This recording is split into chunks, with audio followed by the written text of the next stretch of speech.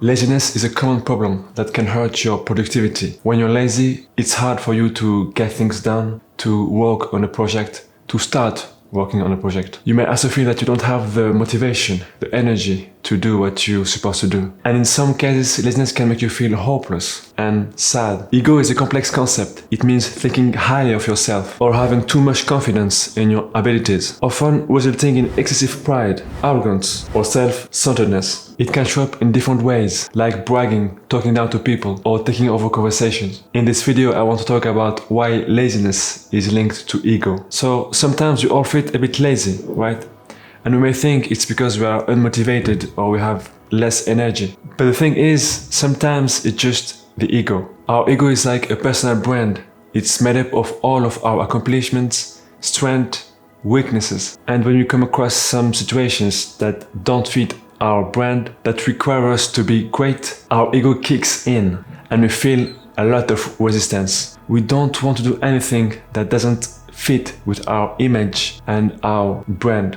And this is because of the ego. And lately I got a call with my brother and he explained to me that laziness doesn't exist. When he feels like not doing anything, I mean the thing that he's supposed to do, his project or anything. And the thing behind laziness is the ego. The ego kicks in, so he don't do the thing that he's supposed to do, even if he know what he should do. He explained to me that it's not laziness, it's because he feel like he don't want to accept that the challenge is hard and that he may fail. So it's easier to just say I'm lazy than trying to do the thing. He don't want to admit to himself that it's hard, and he think of himself, I mean this is what he told me, that he feel like he's better than that, so he just say to himself, yeah, I'm just lazy. But deep down it's the ego. He can't accept that the challenge may be very hard, so he just escape from the challenge and convince himself that he stop, not because it's hard or it's not doable, but it's because he's lazy. And this is the ego,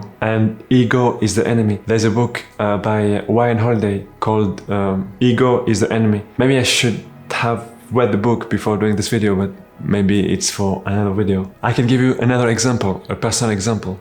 So lately I struggle to wake up early in the morning, and I just say to myself, yes, of course I can wake up in the morning. I did it a lot of time. I can do it. I'm just lazy. So I don't do it. I just think that I can do it, but I'm just lazy. And this is the perfect example of ego. I think too good of myself. I think that the fact that I don't wake up early in the morning, it's because I don't want to do it and I'm lazy. But the truth is, it's because of the ego. The ego, my ego, take me down. Because I think that I'm too good. So yeah, I'm cool. But the ego actually take me down. So this is not good. Everything that I say to myself, it just excuses, lazy or this or that. It's bullshit. It's just the ego. Yeah.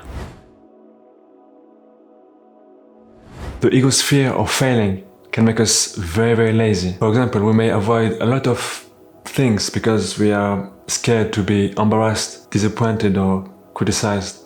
And all of those things are because of the ego. We don't want to hurt our ego. So this makes us lazy and unproductive. So we create this cycle of fear, of disappointment and criticism, and we end up not doing anything. We avoid everything. We are scared, and all of those things are, again, ego. In today's world, it's easy to give in to the desire for immediate pleasure and comfort. We all have moments when we feel lazy and unmotivated. This happens because we prefer short-term pleasure over long-term goals or responsibilities. For example, scrolling through social media instead of working on a project, binge-watching Netflix instead of going to the gym. This can lead to a lack of motivation and sense of guilt, regret, especially when we realize we haven't been productive. But I believe that we can overcome everything, and it's just a matter of time, persistence, and hard work. The solution is to learn to be focused, learn about long-term gratification, and just going step by step, taking actions, of course, and just step by step. Ego is the defense mechanism. Rationalization and denial can make us lazy and make us feel like laziness is okay. So this is exactly what I talked about before. So when you do something that doesn't match your values, feel a little bit anxious and it changes your image. You don't want to change your image. So this conflict challenge your self-image. To feel better, we use ego as a defense mechanism. By doing this, we avoid taking responsibilities and we protect our self-image. I think that this is very bad because it makes us very lazy. And deep down, we know that there's something that we need to change.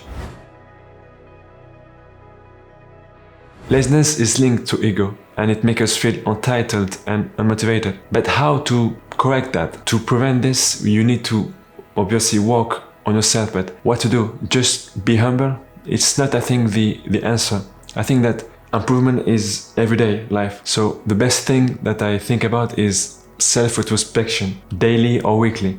Because we forget about the things and we get lost in life and we go back to our old habits and maybe we end up again lazy because of the ego. But by doing self-retrospection and asking yourself, am I humble enough? Do I have pride or ego?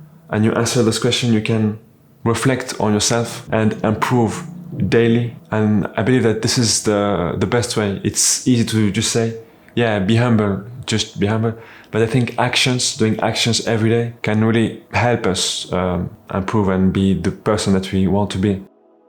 So in conclusion, ego is the enemy. Laziness is linked to the ego. So I hope that now me and you, we can improve ourselves by understanding why laziness is linked to the ego. So you know what to do now. Alright, thank you for watching this video.